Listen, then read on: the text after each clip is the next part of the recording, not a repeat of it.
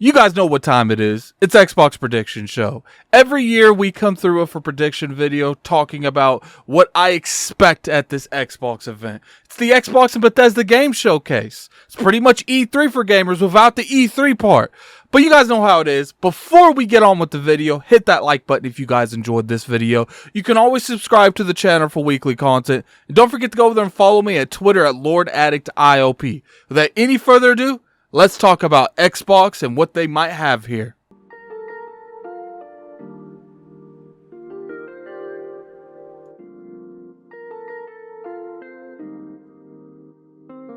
What's going on, you guys? Gaming Addict here, coming at you with another video. We're going to be doing the prediction show, guys. I really enjoy doing these videos because it gives me a time to really speculate on what's going on in the industry. For those of you that don't know what I'm talking about, June the 12th, Xbox and Microsoft are going to be throwing the Xbox Bethesda showcase, pretty much where they go over the future of the two companies. Now, there's a couple things we want to really establish before we go into the predictions. One, Activision's deal was not yet done, so we can't really bring too much into that. Now, I will, speculate a little bit of that during the predictions, but that is not done yet. And this is the second Bethesda show that they have done with them. So it's very interesting to see exactly the fruits of that purchase that happened a few years ago. And this is how we're going to do the event. First thing we're going to talk about is the third party. I do personally feel like this is important, but in terms of the rest, this is by far the least important because it's not their stuff. And I feel like the majority of people come to these shows for Microsoft stuff. A lot of these other studios can make their own individual event, so that's why we're going to start with third party. Then we're going to drift over to services, any type of acquisition announcements, what I think might be at this event in those terms. We have a lot of rumored acquisitions, we have some that might be out of stretch of reality, and then we have a couple that for the most part I honestly could see happening. And then this is generally where I'm going to be talking about what might go in Game Pass, what kind of Game Pass announcements, because we know there's going to be Game Pass announcements at the show. They have been very vocal about really backing Game Pass the past couple years, so that is always an assured thing. And then the bread and butter, man, we're going to be talking about the Xbox first party, exactly what you might be able to see at this event, exactly what you should see at this event, and the safe bets and maybe the little reaching ones. So let's go ahead and start with third party. I think there is actually a good amount of stuff that we could see here. I do feel like we are entitled to some kind of Japanese role-playing stuff, maybe a Final Fantasy VII, Persona 5. There's a lot of third-party stuff that is not on the Xbox that you could easily see here. There's a lot of rumors going around there. Shout out to Randolph Thor.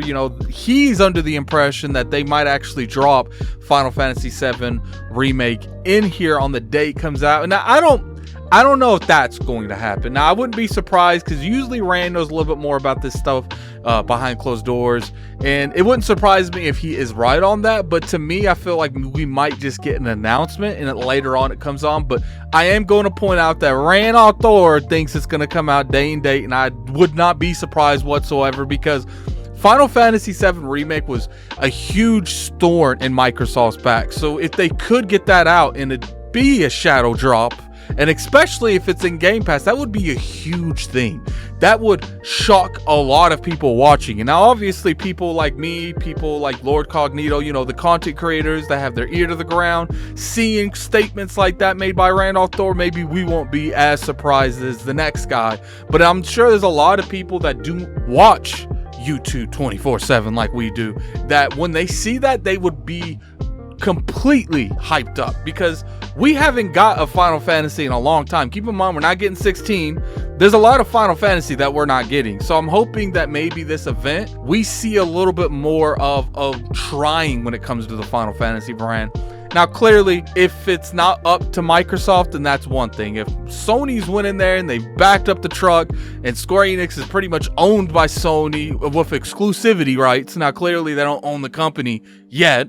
But it wouldn't be surprised to me either if Square Enix and Sony have some kind of huge deal working where the majority of their games are exclusive to PlayStation. But I will want to point out that I don't know if it's that far yet, so I do expect Final Fantasy VII Remake in here. I just don't know to what degree. Now, besides that, when it comes to third party, it's really a constant back and forth on what could be here, what could not be here. Like I said, there is a lot of other companies such as Capcom. I think Sega's having an event too, where they can take their games to their own events. So it doesn't necessarily mean that, you know, Microsoft, Sony, Nintendo's the place that they want to actually show their game to. But there is going to be some form of third party here. It's just when you talk about who could or who could not be here, it's a hard thing to really sell. I don't really know who's going to be here. Now, we do know Warner Brother is, you know, fixing to release a couple games, so maybe their games could be here in a little bit more way. I do know that EA and Microsoft have a pretty good relationship, and we do have a release date for Dead Space. It's supposed to come out at the beginning of next year, so I could easily see something from Dead Space showing up. And one thing we don't want to forget about is Activision. Sure, the deal is not done, but the deal is probably going to pass, and it's going to be closed.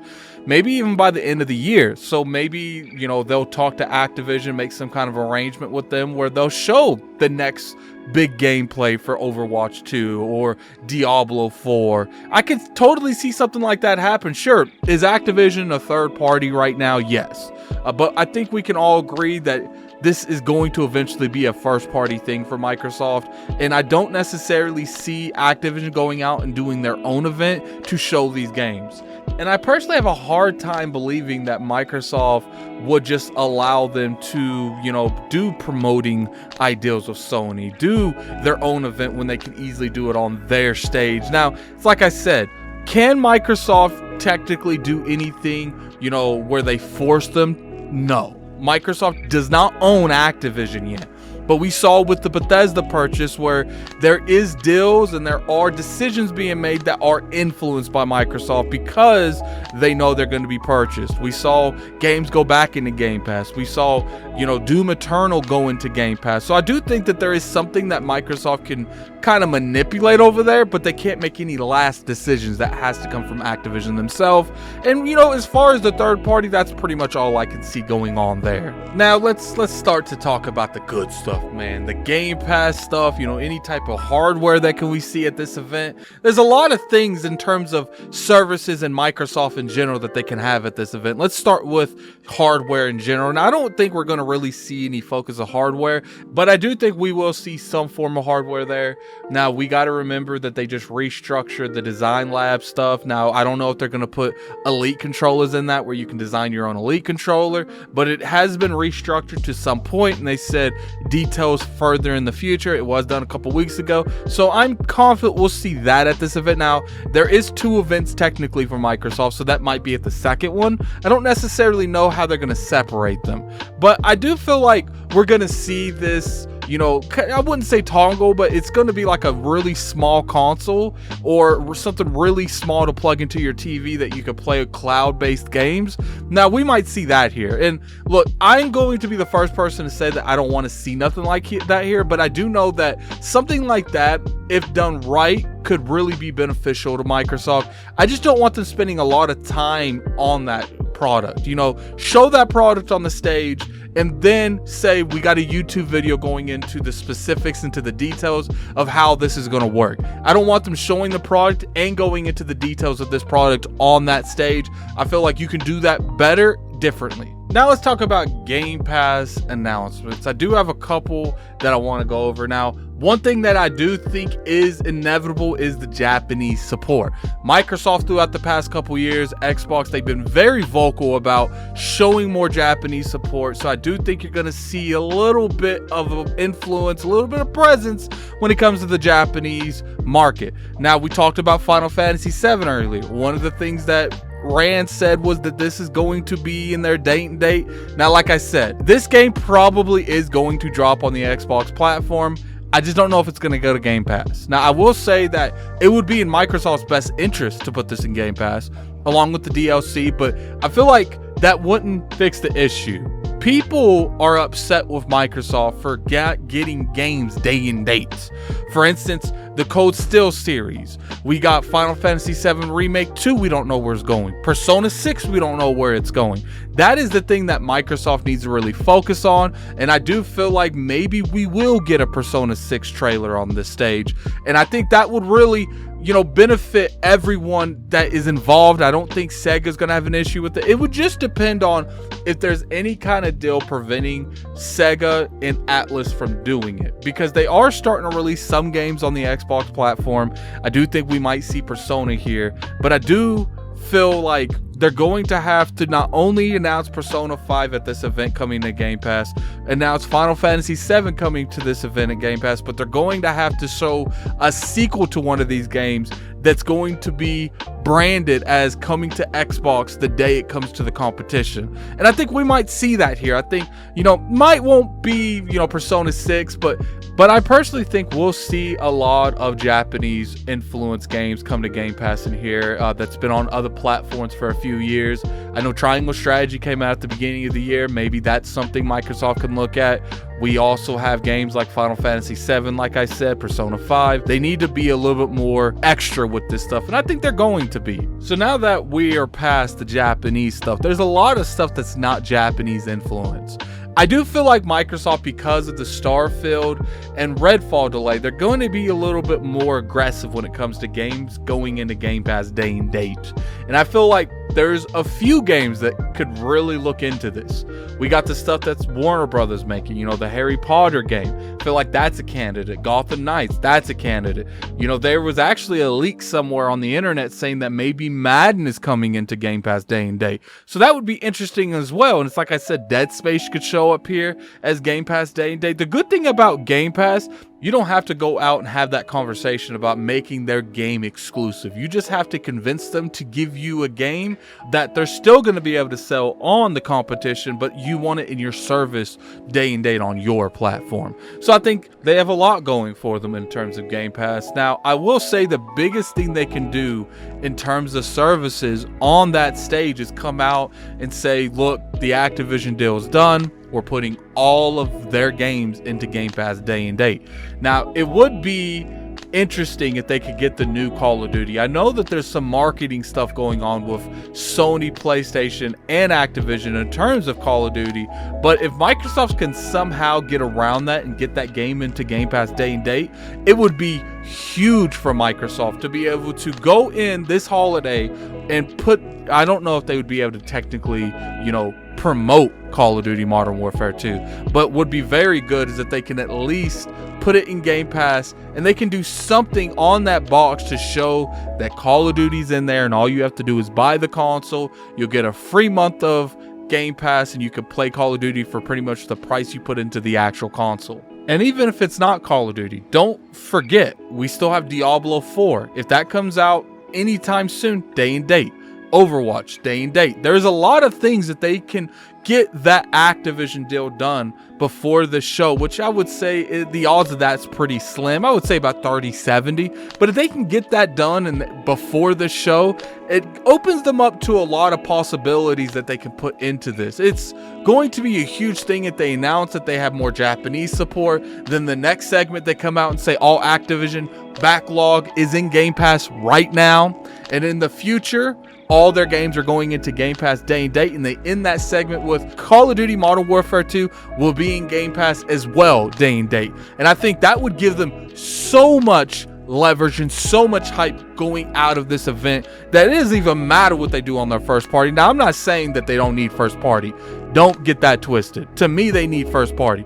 But to a lot of casual people that don't really play exclusives like that, just getting that Call of Duty into that service day and date would be a huge W for them by itself. Now let's talk about first party. That is the bread and butter when it comes to Microsoft, and that is the thing that really entices me to watch this event. Now, for those of you that's watching this, I will be live streaming this on the Iron Lords podcast channel, so feel free to go over there and watch it after you finish this video. Now let's talk about what I expect there. I expect a huge portion of this event to be dedicated to their first party.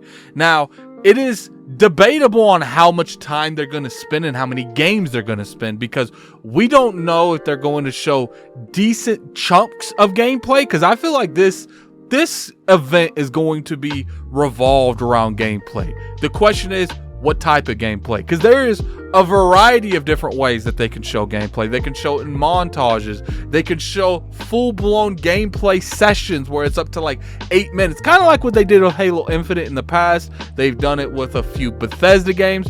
It's very curious to see exactly how they're going to do that. I do feel like we're going to see a lot of Microsoft's current future going into this event. I don't know if you're going to see stuff like Fable, maybe Compulsion's game, you'll see stuff.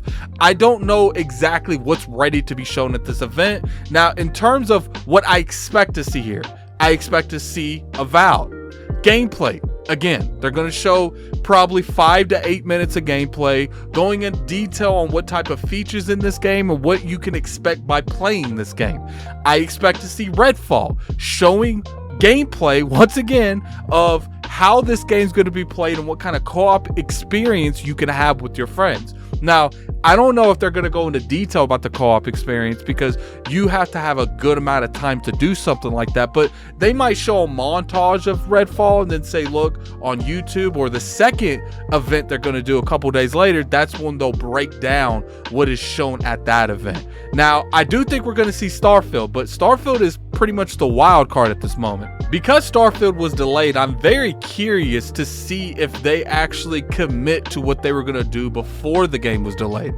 I'm very interested to see if we see a good in-depth gameplay on this game. Now, for me, I have to see a good amount of gameplay. Now, it doesn't have to be 15-20 minutes or nothing drastic like that, but I do got to see enough to make me get a good understanding of how this game is going to be played. Maybe a really good montage where it's showing a couple minutes and then you go to YouTube, and then from there you see a good in detail amount of gameplay on there. I need to see more of that. And you know, we actually have a couple studios that have multiple teams, such as Josh. He's over there at Obsidian. It is very possible that his game comes out this year, so we might see a good in-depth gameplay on his game. I think that's something that's a very big possibility. I also feel like there's a lot of studios that they're currently working with that they might announce acquisitions here, and I don't think it's anything big like such as like a Sega that I've mentioned in the past, or a Warner Brothers. I think you could probably see, you know, maybe an Avalanche or an IO Interactive because they're making some type of fantasy game for them. Now, if we see Contraband at this event, there might be a chance they come out after that and say that they've officially acquired them. There is a good chance that they don't announce any kind of acquisitions at this event because of this Activision deal going on. They don't want to really make any waves on that. They've been very quiet this year because of that deal, and you know, that's good or bad, but I do think that if you don't see the acquisition, you'll at least see some of the games. We know there's a fantasy game being made. We know that there is some kind of Monster Hunter expired game being made. There's a lot of possibilities with Microsoft when it comes to their first and second party studios, and I do think Microsoft has gotten to the point where Xbox is more on, we're going to own this stuff in the studios that make our stuff, and not necessarily we're going to contract people into making games for us. They're going to do the contracting to making games from Global Studio because they want to, you know, look around, see exactly what's good, what's bad, and I think that is just a giant pretty much headhunter situation where they're funding games to see if there's potential of investments into the future. And I think you'll see maybe a little bit of global gaming here.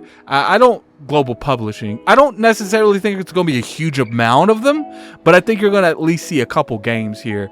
Now let's talk about the bad stuff that we're probably going to get this event. No Fable gameplay. I don't believe we're going to see Fable. They might show something Hellblade 2, but I kind of doubt it. I don't think Rare's going to be there in any form or fashion on anything new. Maybe they'll show some type of Sea of Thieves trailer on some new expansion or something that's going in the future, but I don't think we're going to see Everwild there. I don't think that we might not see Compulsion because maybe Compulsion needs a little bit more time, but it wouldn't surprise me if Compulsion does show up on here. It's just, I think we need to realize that they have been very vocal about showing gameplay at this event, and I think the reason they're doing that is because they understand they got a lot of criticism for not showing gameplay. So I do feel like last couple years they've been very vocal about, we have all these games to show. I don't necessarily think they're going to go that direction this year. I think they're going to show less, but they're going to show more on the games that they have, and I think that's really what we need. I do think we need to see a couple new announcements out here, maybe one or two, maybe one new IP, maybe another brand new game, depending on if it's made by Microsoft or not. Because a mic drop moment is extremely important, and I feel like you need a new IP to truly get that kind of mic drop moment. So I do understand if people get upset if there's no mic drop moment here. Clearly, Starfield and Redfall getting delayed, I don't think nothing could truly take that place.